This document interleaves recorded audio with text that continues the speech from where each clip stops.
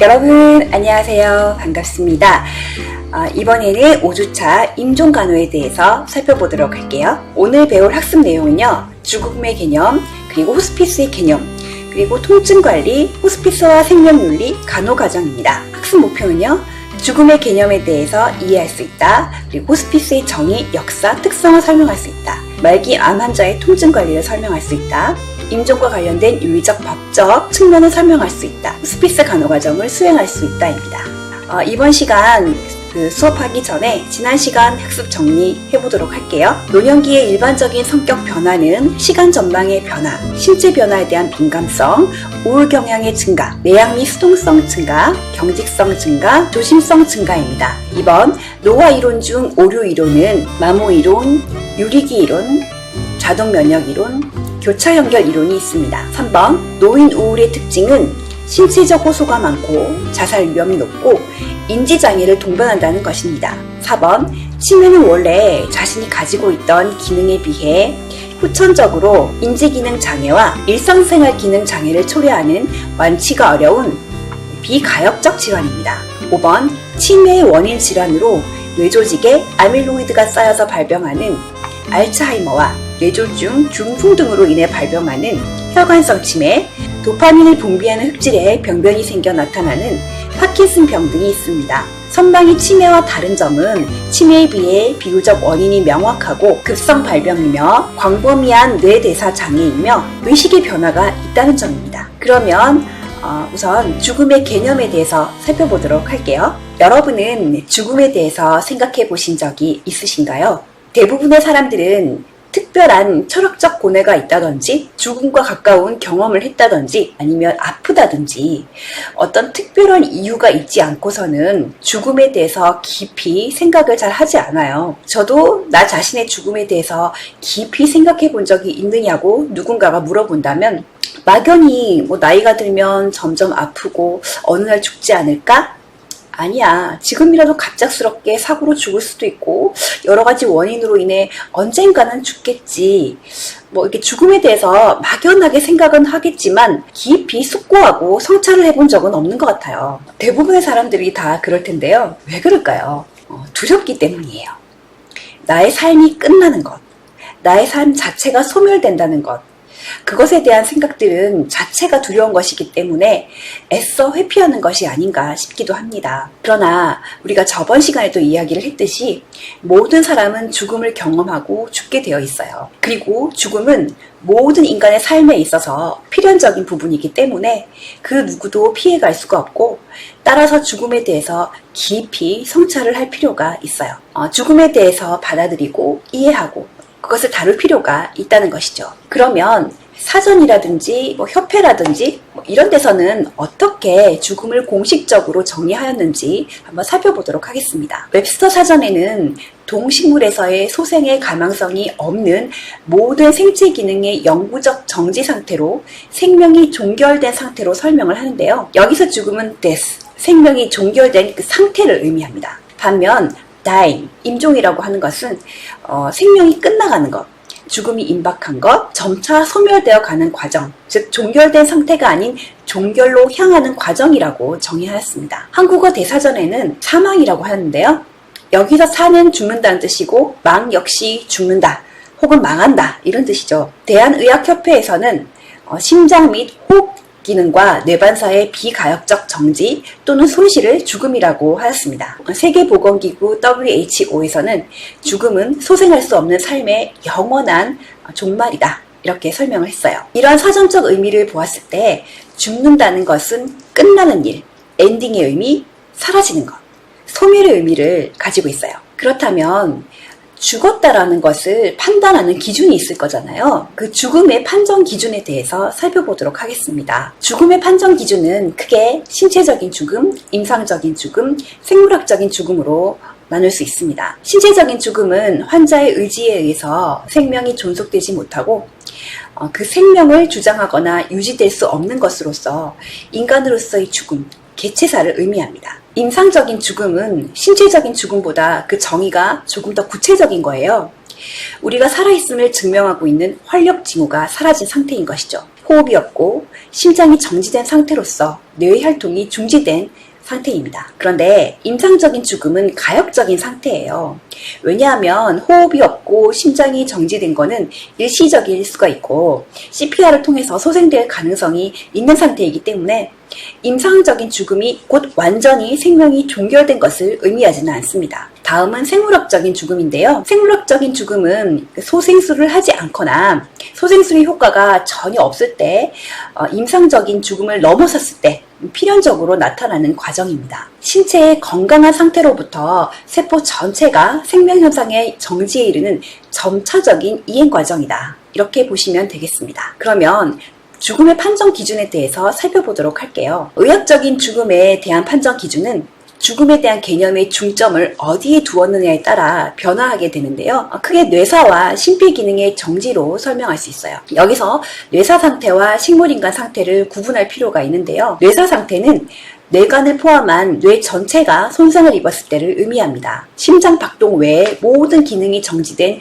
심한 혼수 상태로서 약간의 척수 반사를 제외하고는 몸 전체를 전혀 움직일 수가 없습니다. 따라서 자발적으로 호흡도 불가능하며 순환과 혈압은 심장의 자동 입력에 의해서만 유지가 되고 시간이 흐르면 점차 심정지가 오게 됩니다. 뇌사 상태일 때 그대로 두면 시간이 지나면서 심정지가 오게 되면서 결국은 죽게 된다는 것이죠. 그래서 뇌사 상태의 경우 장기이증의 대상이 됩니다. 반면 식물인간 상태는 손상 부위가 되뇌로 국한되어 있어요. 의식이 없다라는 측면에서는 비슷해 보이는데 뇌 전체가 죽은 것이 아니기 때문에 자발적으로 움직이거나 호흡이 가능하다는 점에서 차이가 있습니다. 즉, 소생의 가능성이 있다는 점에서 뇌사 상태와는 근본적으로 차이가 있는 것이죠. 운동 능력은 목적 없이 조금씩 움직임이 가능하고요. 호흡 역시 자발적으로 가능하기 때문에 오토 마스크를 착용하지 않는 경우가 많습니다. 뇌의 조절 능력이 온전해서 순환 및 혈압 유지가 가능합니다. 따라서 뇌사 상태에서 인공호흡기를 떼면 거의 바로 죽는 것처럼 의학적인 돌봄이 없으면 필연적으로 사망에 이르는 상태가 아니고 꽤 오랜 시간 동안 생존하다가 사망할 수도 있고 간혹 회복하기도 합니다. 즉 자발적인 호흡이 가능하고 혈압 및 체온 조절도 어느 정도 가능하기 때문에 오랫동안 침상에 누워 있어도 영양 공급 및 체위 변경 등을 잘해주면 오랫동안 생존하기도 하고 긴 시간이 지난 후에 의식이 돌아오기도 한다는 거죠. 뉴스나 인터넷을 보면 25년, 30년 만에 깨어보니 확 늙어 있더라 뭐 이런 거 있잖아요. 이런 경우는 뇌사 상태가 아니고 식물인간 상태인 거죠. 따라서 식물인간 상태는 완전히 죽었다라고 판단 내릴 수 있는 상태가 아니므로 장기기증의 대상이 아닙니다. 그렇다면 이 사람의 상태가 뇌사 상태냐 식물인간 상태냐 라는 걸 정확하게 판단하는 기준이 있어야 되겠죠. 그래야 소생 가능성이 없는데 억지로 붙들고 있거나 반대로 소생 가능성이 있는데도 돌봄을 제공하지 않아서 죽음에 이르게 하는 불상사가 생기지 않겠죠. 뇌사 판정의 선행 조건에 대해서 살펴볼게요. 우선 원인 질환이 확정되어 있고 치료될 가능성이 없는 기질적 뇌병변이 있어야 합니다. 두 번째, 깊은 혼수 상태로서 자발호흡이 없고 인공호흡기로 호흡이 유지되고 있어야 합니다. 그리고 치료 가능한 급성 약물 중독, 대사성 또는 내분비성 장애의 증거가 없어야 합니다. 약물 중독이나 급성 질환의 경우 깊은 혼수 상태에 빠졌다가 다시 의식을 회복하는 경우가 많기 때문에 그러한 소생의 가능성이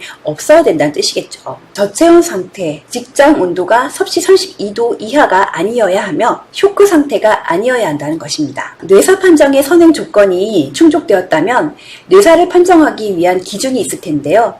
다음과 같습니다. 우선 외부 자극에 전혀 반응이 없는 깊은 혼수 상태일 것, 자발호흡이 되살아날 수 없는 상태로 소실되었을 것, 두 눈의 동공이 확대 고정되어 있을 것, 뇌관 반사가 완전히 소실되어 있을 것, 자발운동, 대뇌 제거 경직, 겉질 제거 경직 및 경련이 나타나지 않을 것, 무호흡 검사 결과 자발호흡이 유발되지 아니하며 자발호흡이 되살아날 수 없다고 판정될 것, 위의 6가지에 의한 판정 결과를 6시간 이후에 재확인하여도 그 결과가 같을 것, 위의 사항을 확인한 후 뇌파 검사를 실시하여 평탄 뇌파가 30분 이상 지속될 것입니다. 이렇게 뇌사를 판정할 수 있는데요.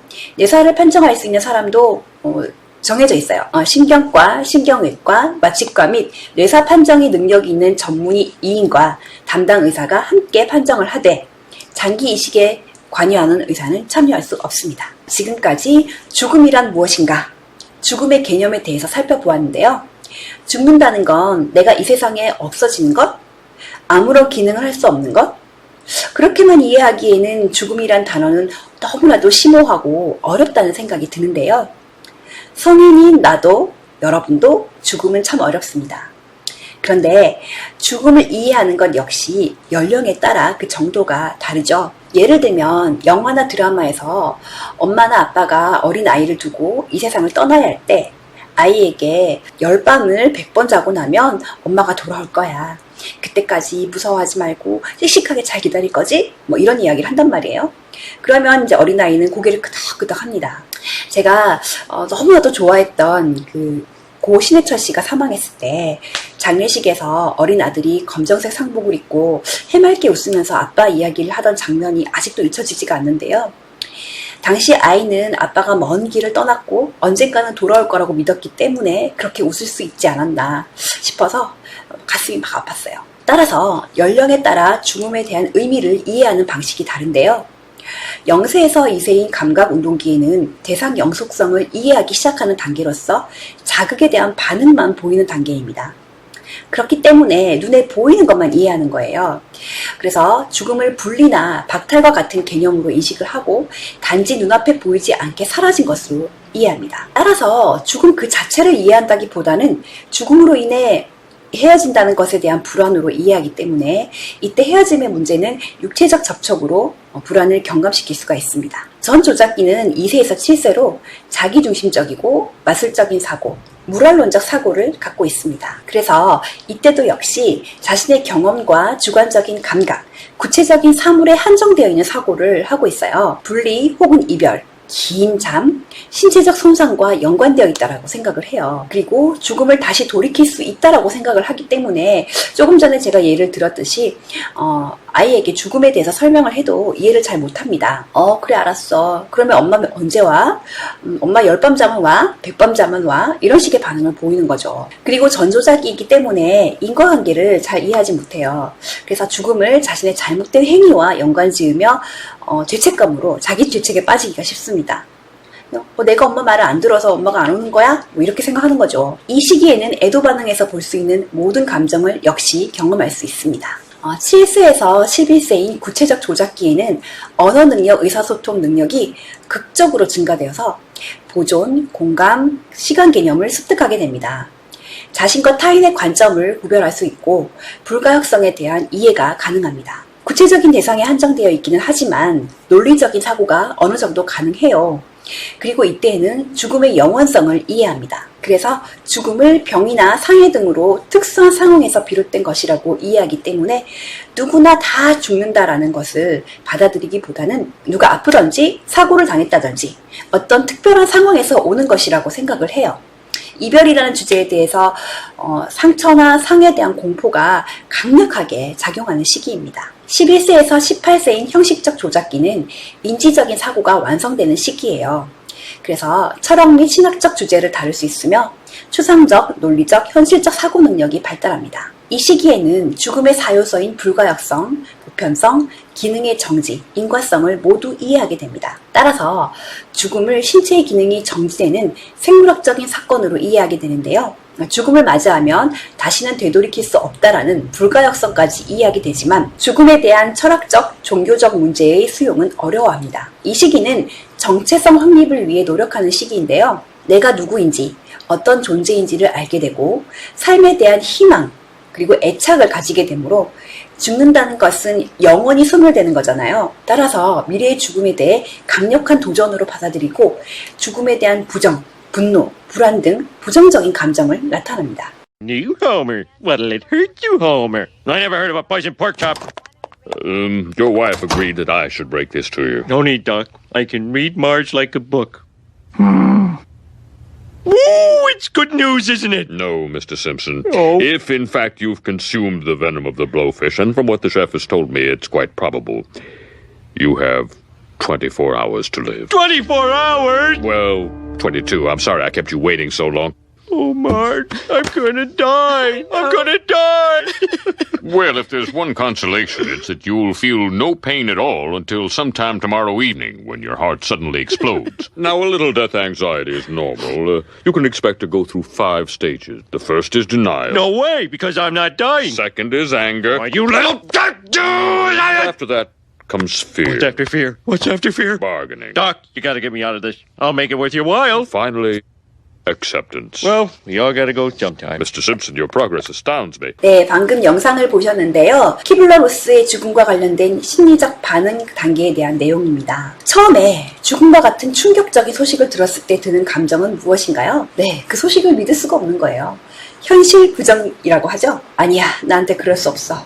그럴 리가 없어. 의사가 오진한 걸 거야. 다른 사람의 자료가 잘못 전달될 거야. 이렇게 현실을 부정함으로써 충격에 대해서 받아들일 수 있는 시간을 벌고 충격에 대한 완충 역할 및 사태 극복에 대한 방안을 마련할 수 있는 시간을 줍니다. 네, 일단 부정을 했어요. 그런데 시간이 지나도 그 소식이 변함이 없다는 사실을 인지하게 되면 어떤 감정이 생길까요? 막 화가 나겠죠. 죽음이 현실적으로 나에게 닥쳐진 사실이라는 것을 인식하게 되면 왜 하필이면 나는 잘못 산 것도 없고 착하게 살았고 다른 사람에게 해를 끼친 것도 없는데 왜 나에게 이런 일이, 이런 식으로 자기 자신이나 타인, 절대자, 신에게 직접적으로 분노를 표현하기도 하는 단계예요. 그런데 분노를 아무리 해도 죽음이 다가오고 있다는 사실에는 변화가 없어요. 그러면 어떤 시기가 오느냐? 타협을 하게 됩니다. 예를 들면 신에게 한 번만 저를 살려주세요. 이 번만 봐주시면 제가 다음부터는 정말 착하게 지금보다 더 열심히 다른 사람들을 도와가면서 정말 열심히 살겠습니다. 라고 이제 신에게 요청을 하거나 의사에게 선생님 제발 저 좀 살려주세요. 살려만 주신다면 제가 선생님이 원하는 건 뭐든지 다 할게요. 이렇게 과거의 경험으로 미루어 착실한 행동을 보이고 특별한 헌신을 맹세하며 불가피한 사실을 연기하려고 합니다. 네, 다음 단계는 우울인데요. 아무리 부정하고 분노하고 타협을 해도 변화가 없어요. 그러면 더 이상 자기 병을 부인하지 못하기 때문에 우울해지는 거죠. 입원 및 치료가 계속될 때, 현저히 쇠약해질 때 극심한 우울에 빠지게 됩니다. 이 모든 것을 다 겪고 난 후에도 죽는다는 사실의 변화가 없다는 것을 알게 되면 드디어 죽음이라는 현실을 받아들이게 되는데요. 고통과 몸부림이 끝난 뒤에 오는 감정의 공백기라고 하는데요. 이것은 죽음을 인정한다는 의미이지 온전히 이해하고 받아들인다는 의미는 아닙니다. 어쩔 수 없는 상황에 대한 인정과 남은 생의 욕구에 대한 포기 상태라고 볼 수 있기 때문에 자포자기하는 태도를 보일 수도 있습니다. 이럴 때 가족들의 도움과 이해가 절실하게 필요한 것이죠. 패티슨의 사망의 과정을 살펴보면 처음에는 급성 위기 단계, 만성적 삶, 죽음의 단계, 말기 단계 이렇게 볼 수 있는데요. 죽음에 대한 위기의식이 증가하면서 불안이 고조되고요. 이 불안이 정점을 치다가 시간이 지나면 점점 줄어들어서 심리적인 통합을 이루면서 임종을 맞이하게 됩니다. 임종 환자의 죽음과 관련된 심리적 반응 중에서 임종 환자의 예측되는 슬픔에 대해서 살펴보도록 하겠습니다. 여러분이 만일 임종이 예견되어 있다면 어떤 점이 가장 슬프게 느껴질까요? 저는 한번 생각을 해봤는데요. 사랑하는 사람을 더 이상 못 본다는 사실, 죽음과 관련된 통증이나 신체적 고통, 내가 이 세상에서 잊혀진다는 사실, 그동안 해보고 싶었던 것을 더 이상 못한다는 사실, 남에게 죽어가는 나 자신을 노출해야 된다는 사실, 이런 것들이 굉장히 비참하고 슬프게 느껴질 것 같아요. 일반적으로 임종 환자의 예측되는 슬픔은 더 이상 내가 내 신체를, 내 감정을 조절할 수 있는 능력을 상실했다는 것, 따라서 혼자 스스로 할 수 있었던 일들을 이제는 누군가의 도움을 받아야 한다는 사실, 나 자신의 특성과 정체성을 상실한다는 것, 존재 가치의 상실과 내가 살았던 세상 안에서 맺었던 모든 인간관계를 상실한다는 점이 가장 강력하게 예측되는 슬픔이라고 합니다. 임종 환자의 정서적 반응과 두려움에 대해서 간단하게 살펴보도록 할게요. 불안은 근본적으로 방향이 없고 이유를 모르는 비존재에 대한 두려움입니다. 죽음을 겪고 나서 다시 돌아온 사람은 아무도 없잖아요.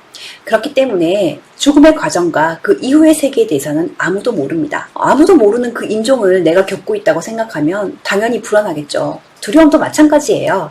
특히 무지, 외로움, 가족과의 상실, 자기 조절력 상실, 육체 상실, 무력감, 고통과 괴로움, 정체성 상실, 슬픔, 퇴행 등 상실에 대한 두려움이 매우 큽니다. 그리고 우울과 의기소침은 즉각적인 상실을 인식하는 자연스러운 반응으로서 환자가 자기 자신의 슬픔을 표현하도록 격려하고 허용할 필요가 있습니다. 분노와 적개심도 있을 수 있는데요.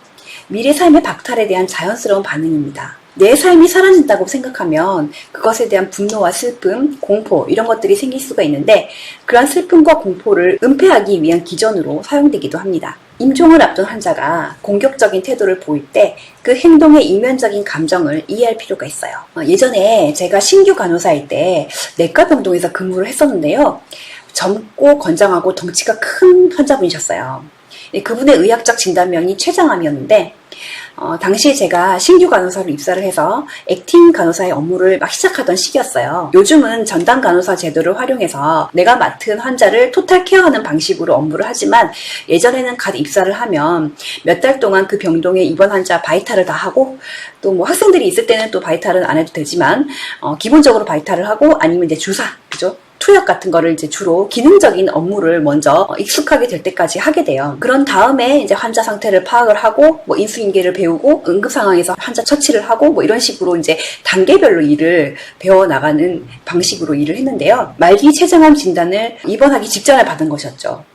아마도 그 환자분은 젊었고 크게 증상이 없었기 때문에 뭐 가벼운 질환으로 생각하고 병원에 들렀다가 청천벽력 같은 소식을 듣고 그 사실을 받아들이지 못했던 것 같아요. 그래서 뭐 아무나 걸려봐라 하고 그러고 있는 중이었는데 제가 신규 간호사다 보니까 주사를 아프게 넣었던 거예요. 갑자기 막 화를 내고 욕설을 하면서 제가 가지고 있던 트레이를 막 집어던져 버리더라고요. 그때는 제가 어렸기 때문에 그저 무섭기만 해서 덜덜덜 떨었던 기억이 납니다. 다음은 죄의식인데요.